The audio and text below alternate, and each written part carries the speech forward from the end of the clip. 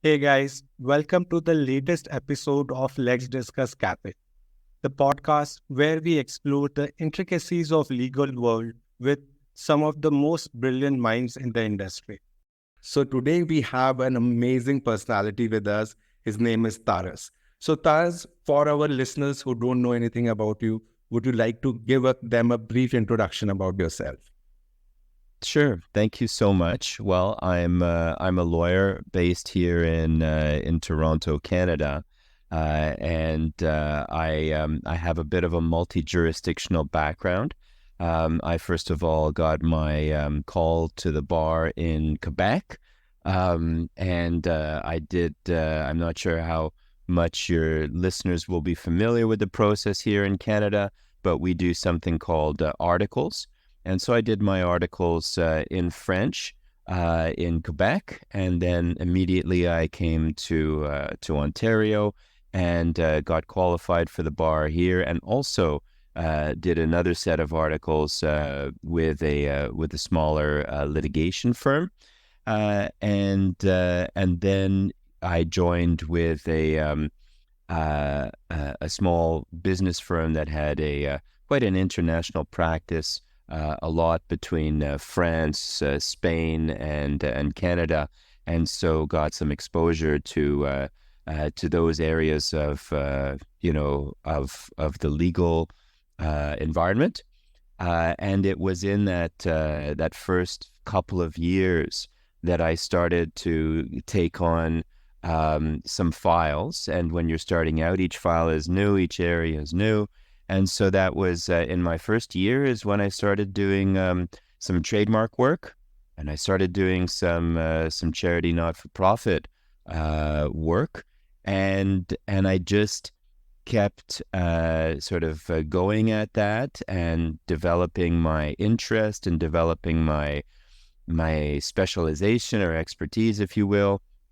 And so, I've been in the legal business now for about 25 years, and have seen lots of changes, obviously from you know great use of fax machines and the start of email. I even remember when we got the first Windows. So I've seen quite an evolution in technology. I've not always been necessarily the first adopter, but it's technology is part of the practice, and we have to grow with this changing world. Right. That was amazing. Thanks for explaining, how you kind of specialize in business, trademark, and charity law. Because this is something we saw pretty unique in your profile before, approaching you. Usually people don't specialize in charity law. So do you want to share some notable experience where, which kind of, change your thought process as to, no, specializing in charity law was worth it? Do you want to share some experience in that? Sure. I mean, I think at the beginning of my career, and this goes back to career day in law school, when I met one firm. This was at McGill University in Montreal, and they told us about how they did their the rotations, and how students would get exposure to different areas and different practice groups. And they said, we're primarily a litigation group firm, but they really insisted on the fundamentals of business law, and they just felt that for each area of practice that you had to have experience in the other area. And so my thought, I think, when I was in law school, was that I would do business law somehow. And but then I was exposed to this thought that I should get a good grounding in litigation, because if I'm going to be writing contracts or if I'm going to be doing deals, it's good to know what happens when things, as they say, go south, when things fall apart, and what to look out for, and what's that point, and how can you push somebody, let's say, just a little bit more. And so I would subscribe to that belief that, or that thought that, if you're in business law, that it's good to have a foundation in litigation, so that more about all aspects. And so that was my original thinking. And so I did my in Ontario, I did my articles in a small boutique litigation firm and got lots of experience in that. And then when I was called to the bar and became a lawyer, I worked for a couple of years in this smaller international business law firm.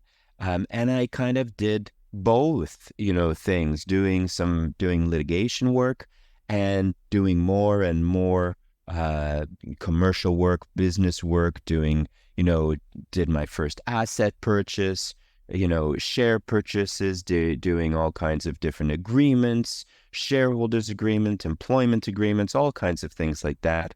And then, came about these couple of interesting files in trademark and charity not-for-profit. And so, I guess I was striving in my first maybe 6 to 10 years of practice to get more of a general experience. But I remember let's say I changed to another firm and I was there for 6 years. And so I started to become the guy who, could do the charity applications. And this particular firm that I was with for 6 years was it was a community-based firm, and specifically with one, specific type of ethnographic community, in Toronto.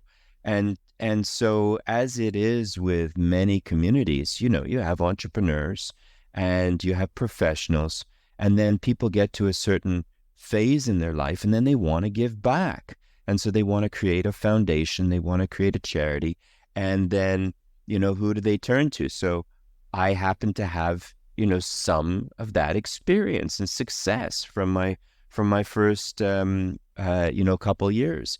And then you say, well, I'll take another file, and then another file comes along, and then before you know it, you start to have this a little bit more expertise, and people start in the firm. Then I switched firms, and I was with another firm for about 18 years, and they said, okay, Taras is, he's one of the people who can do this.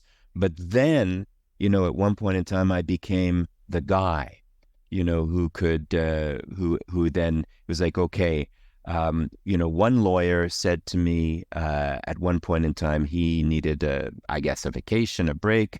And he said, can you handle these files, these, charity law files for a couple of weeks?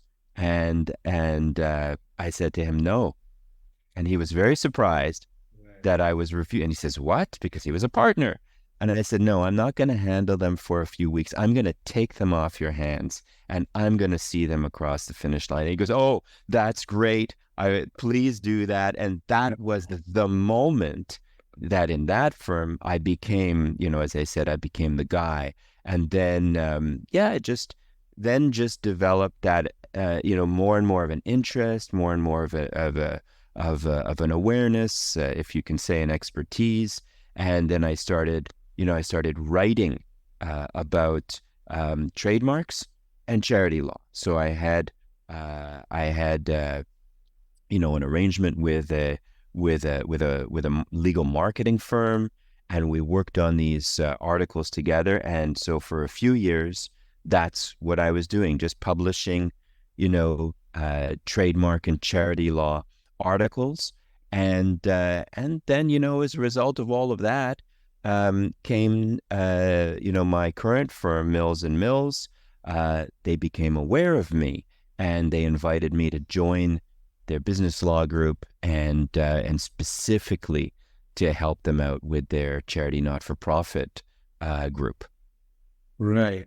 Wow, that's really an interesting story so far. So, somebody who's wishing to specialize in charity law, do you want to share your learnings or unique challenges that you have come across, practicing in trademark and charity law? Well, I think like the trademark bar, like the trademark bar, the charity bar is a very collegial bar. And I think that's something that, when you're specializing, and one of my mentors, who is not a lawyer, who is an accountant, he always said to me, you got to find a niche. You got to find a niche. And so I happen to be fortunate and be blessed with having found two niches. And so what I would say is that I would stress for people starting out the importance of not just finding, but you have to develop your mentors. And so, in the charity law bar, I've been able to develop some mentors, and I attend, their conferences and seminars, because I want to learn from not just the area of law, because when you're starting off, you need to attend a lot of seminars and conferences, but learning about their style, their presentation style, and how do they do it, and then making my own style, and then developing, being encouraged by what I saw others doing, developing my own seminar series with my community, and with which is the Ukrainian Canadian community, and with my firm as well. Right. Yeah. So that brings to one of the things, because we noticed that you're partnered with Canadian Ukraine Foundation. So do you want to share anything? What's special about it? What are you doing? What are your hopes and expectations out of that partnership? Well, partnerships have to develop organically, and so you have to have an interest in doing something. And so I think for myself, the interest also in charity law has developed because of my volunteer work. So first of all, I was doing a lot of volunteer work with an international organization called Hope Worldwide. And I became, in Canada, at various times, I was, the president, the chair of the board. And then I sort of was specializing more on international work. And so whenever you'd read in the in the paper or hear on the news about a disaster, let's say in the Philippines, or India, or Haiti, or with the Civil War at one point in time in Ivory Coast, you could be sure that our organization would be involved. And so then I became the Canadian representative. And then we also worked with, one particular law firm, which was where my mentor was. And so then, I got, sort of an insider's training of contract drafting and international contract drafting for charities, and having the charity that I was volunteering for, pay the legal fees, and then getting, sort of like an apprenticeship with a couple of great lawyers, with my mentor. So that expertise, I guess, developed because of a lot of work around the world, and then because of my Ukrainian Canadian background, when the crisis in Ukraine was starting in 2014, I started to become aware of it. So you kind of have an awakening a little bit, and then one day in March of 2015, it just all came together for me. I just woke up and I literally woke up and I said, it's time. It's time to put my experience as a lawyer to good use. It's time to put my connections in the philanthropic community with with Hope Worldwide to good use. It's time to put my background, my Ukrainian Canadian background to good use. So I sought out and I found, I said, well, which is the Hope Worldwide organization, or who are the people in Ukraine who are affiliated with Hope Worldwide? I had never been affiliated, never had any work to do with them before. I sought them out, and then I said, what are you doing for the children, for the psychosocial needs of the children? Because that was something that I had learned about, let's say, dealing with the Philippines or dealing with Ivory Coast or Haiti, that it was, that was the niche that this organization had, which was helping children, and specifically with their psychosocial needs. So I asked the Ukrainian team, what are you doing? And they pondered and said, well, we're doing humanitarian work. We're providing food, shelter, water, clothes, but not psychosocial. So we actually developed a program, trauma therapy for children of war. We reached out to an organization, the Children of War, based in London, England.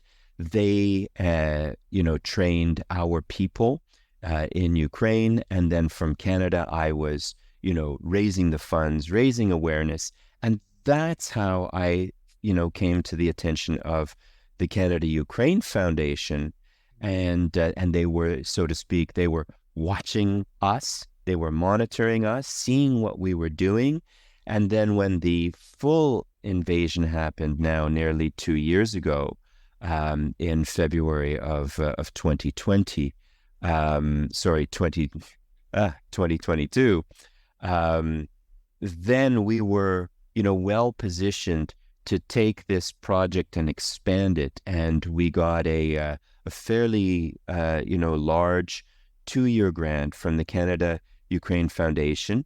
It was, in fact, the largest grant that Hope Worldwide Canada, to that point, had obtained, and we're well in the second year, and the program is going well. The partnership is going incredibly well, and we, I continue to do other work and look out for other opportunities for Hope Worldwide and the Canada-Ukraine Foundation. So there's a bit of a type of a symbiotic relationship that happens, and things kind of, develop organically like that. Right. So completely agree with you on that.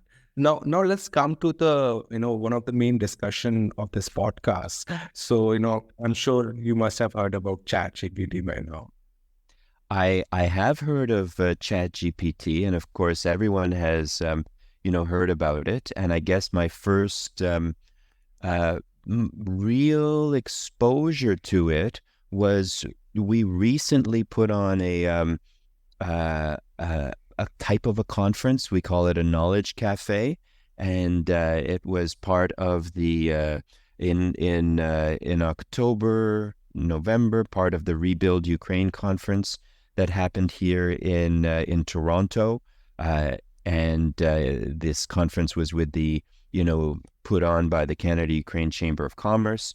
But I had been doing seminars in the community, and I said, let's do a knowledge cafe for type of leadership, and so what this conference was reimagining the relationship between Ukraine and the business diaspora in Canada. And so the facilitator for this this day-long event that we did was Christia Shudzak of Decidium Corporation, and she was using Chat GPT, because what the methodology that she was using is called Lego Serious Play. And so with building Lego models, real Lego models, 3D Lego models, you are, reimagining, you're rebuilding, and the theory is that when your hands are connected with your brains, your hands are really able to produce and arrive at solutions which just thinking about you might not have been able to come about by yourself.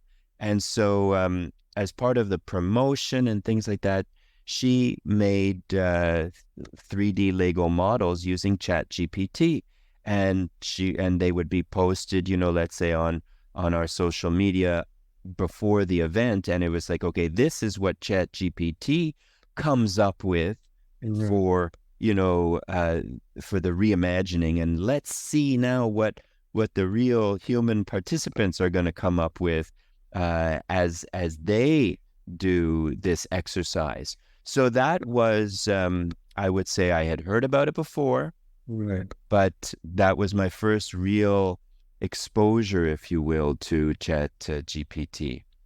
Wow, that's really a great story. So, when you're talking about Chat GPT, one question that I like to ask legal professionals is that, if you look at your current workload, what are the three most labor intensive and the repetitive tasks that you see in your own practice? Well, I mean, good question. I guess, and I'll just say what has come to my mind first of all. And I guess, we've got there's a lot of admin tasks, and we're a 40 lawyer firm, and which is a nice size. And we have, a great HR department, a great accounting department.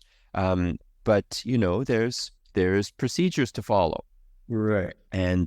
And so I would say that, when you're, first of all, there's not just procedures from the firm, Right. but there's procedures by our law society. There's, know your client, the KYC. There's new rules that have just come out from the Ontario Law Society for client verification, ID verification. And so this is very, very new. It's just in effect since January the 1st. And so now we have to, navigate this. Our firm has put in place a service provider to do the verification. So we have to sort of navigate that ourselves. So I would say number one issue is, administrative, whether it's doing client verification, signing clients up, figuring out what's the budget, what's the work involved, just getting all that, preliminary stuff, getting inquiries, following up with potential, clients, just sort of navigating that. And because, in my, position, there's nobody who's just, handing me my food to eat. I'm in we have to hunt it down, we have to track it, and we have to build the trap, so to speak, or build the model. And so we have to do everything. But I would definitely say that maybe number one and two are related to administrative processes. And then, I guess, another area is going to be, research. And that could be sort of just mundane research, figuring out what is the right precedent we have to use. What is the, where is the precedent? What is the right precedent? And what are the changes in the laws that have come about since the last time the precedent was used? That sort of thing. And then there's the actual legal work. And then if we want to talk about, sort of this intersect, I guess, for instance, with it's a collection of data, so whether it be in for a trademark application or a charity application. And in Canada, the process for a charity application is much more complicated than it is in the United States. In the United States, the success rate on a first application for a charity application is something around 90-95%, whereas in Canada the success rate is more like 50 to 60%, 60% at a maximum, and that's because there have been a lot of changes, but the Charities Directorate, as they're called here in Canada, is very, very particular, and they always have a lot of questions. They want to know about the charities' direction and control over their assets and their programs and their activities and what they propose to do, and the whole who, what, when, where, why, and how. They really want to know a lot of information, and really, no matter what you provide to them, they will always come back with with more questions. So I think and as part of that process, we have to collect a lot of data and information about the client's activities, not just contracts, but just everything from photos and websites and social media and things like that. And then we have to review it, and then sometimes clients are going off in the wrong direction, and we say, if we provide this document or these photos or this part of the website to the Charities Directorate, and they're going to independently verify everything anyway, you're going to have a problem. And so we have to streamline, we have to funnel things down, but there's a lot of information, a lot of data. So that is that's part of the struggle, and it's very similar to to the litigation process. You have to collect a lot of information, and then you have to organize it, and you have to make sense of it. So that then becomes a big part of the process, and you could say even the struggle. It's like I love the ocean, and it's like the ocean. There's a pulling and a pulling, and you have to make sure that you're keeping strong and not getting swept away by the waves, beaten by the waves, or caught by the undertow. Right. No, absolutely makes sense. So, as you mentioned, filing charity application or filing trademark application, when a lot of data needs to come in, and then, there's someone human who is reviewing all the information and seeing what kind of documents are there, right? And then actually contacting clients for that extra piece of information, or going out and, searching for that piece of information on yourself. Right. Absolutely. That's actually a great idea. So in addition to that, do you see anything use of generative AI for, say, trademark prosecution, or but once you file the trademark application, like it's sometimes you get objections from the trademark department, then you have to reply to that, and a lot of times those replies are standard. So where are your thoughts on that? Replying to that application or trademark prosecution, something. Is there, do you see that opportunity there? Yeah, I definitely, see the opportunity, and I agree with the sort of the train of thought that you're developing, and you're absolutely right. There's the application process, and there's the collection of data, then you file the application, and then a period of time goes by where you're just waiting, and it's either going to be approved, or you get this letter, this notice, and you have to, and it's true that there's a lot of, standard responses, on the one hand, but then on the other hand, you do have to make sure that, it fits to your, you have to be able to analyze, what is particular about your client's situation and about the client's trademark, and then put that together. I guess, historically, law firms have always been about precedents and databases and banks of precedents, and whether in the old days these precedents were contained in a filing cabinet, and now they're contained, in the cloud.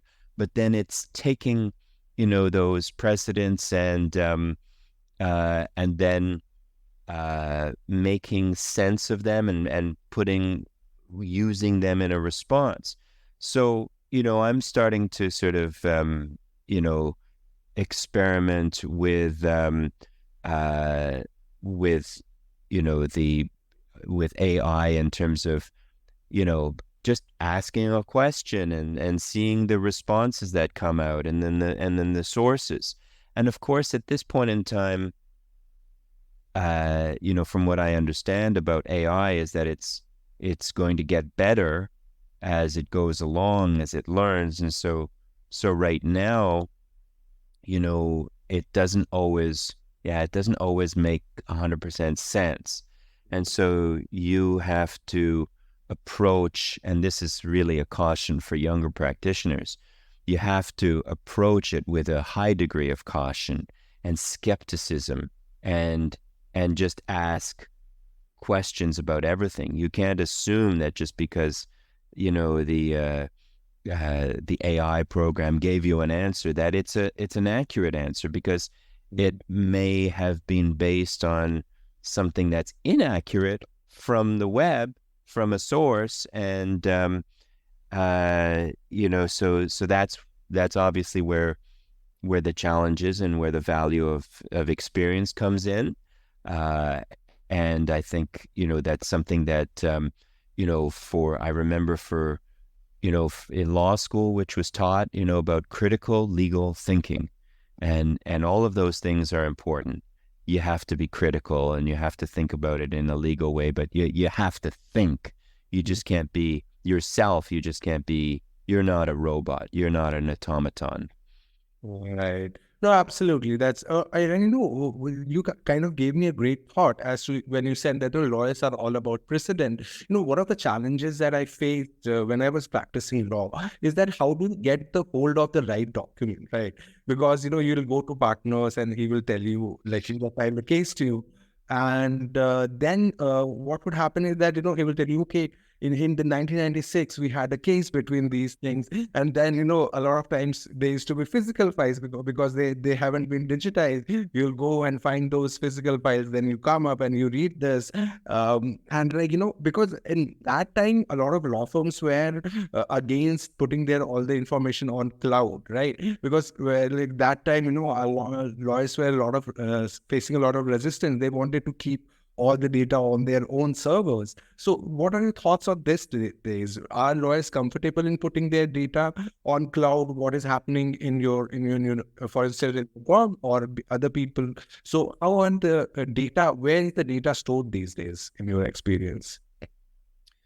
Okay, well, I mean, that's, I think that's a really great question, and probably, with, in the legal profession, as the best answer to give is it depends. And so, it does depend on the size of the firm, first of all. So you've got small, medium, large firms. And, Mills Mills is a medium-sized law firm in Canada. Maybe the definition might, change. The same number might be, in another country, oh, that's a large firm. But I think less and less. I mean, large firms, the large firms are all over the world, whether it be London, Kiev, New York, Toronto, you're going to have these large firms. But you have, these medium-sized, local actors, then you have the sole small practitioners. So, you know, the previous firm I was with, as I mentioned, for about 18 years, they were 12 to 15. The other firm I was with for about 6 years, also about 12 to 15. So small, medium.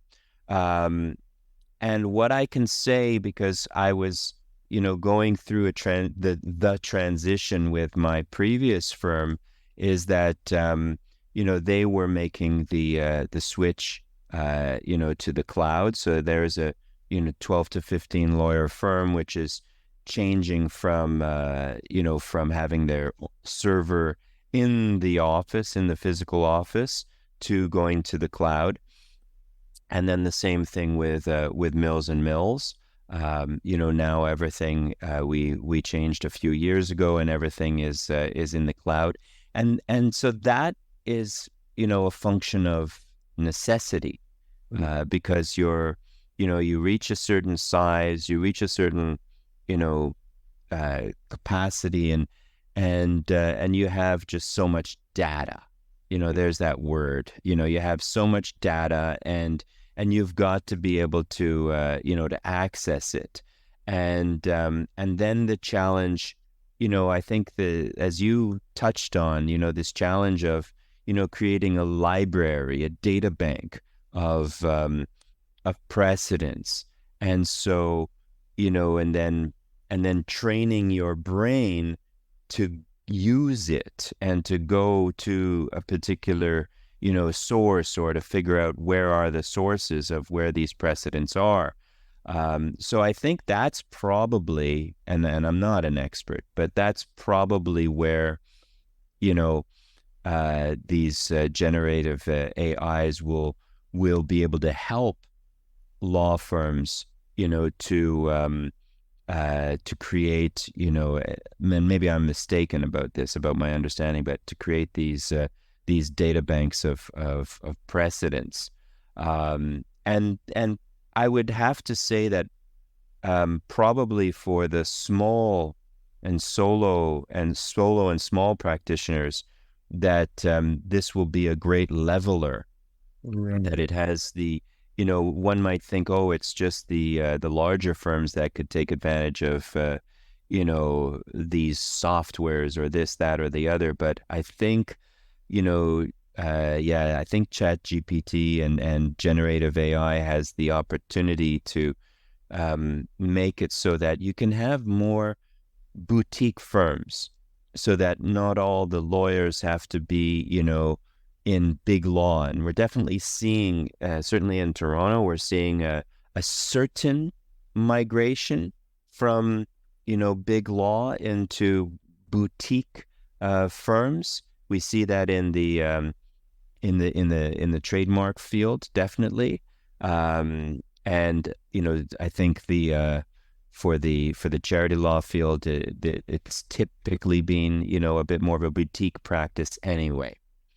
Right. No, absolutely makes sense. I completely agree with you, because the way we look at stuff right now. Hey, are you there? Oh, yeah. Hi. So so the way we were kind of seeing the train of thought moving is that getting the right information at the right time. I think that's the crucial next step is going to be, because in this world all the information is available, but getting it at the right time is the biggest problem, where I feel that the generative AI can produce a lot of progress there. So awesome so far. So any concluding thoughts or advice that you would like to share with our listeners? Well, I mean, I thank you so much for this opportunity, to speak with you, and to sort of get my mind around some of these thoughts. I think that there is a lot of opportunity out there. For myself, I'm working on developing some standardized processes, and a separate website for trademark work. So I definitely think there's opportunity for people, in particular for young practitioners. I think there's, in the last, and let's just say like the last 30 years, every time there's been a change in the law or in technology, there's always been a group of people who said, oh, that's going to be the death knell of the legal profession. It's there's just going to be less and less opportunity. And in fact, it's been the opposite. There's been more and more opportunity.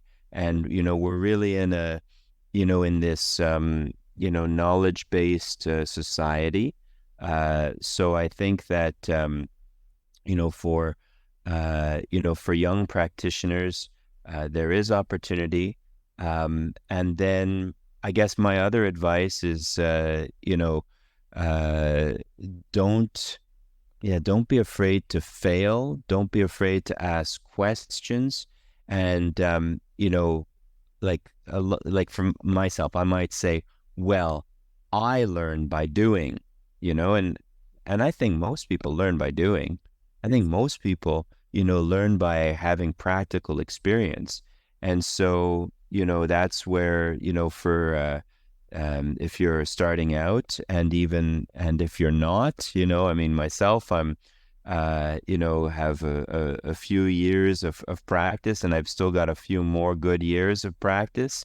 I have to, embrace the change, and not be afraid of it, and then just take baby steps, step by step, little by little. Start with something, and then when you have one brick, then you'll add another brick, and you'll add another brick to your expertise. So it's the advice that I would, those are my last thoughts, my advice for others and for myself. Right. Oh, that's really amazing, Taras. Okay, thanks a lot for coming on the LexDiscuss podcast. Thank you so much, Avi. It's been a great pleasure, and hope to continue our discussion another time in the future. Same here, same here.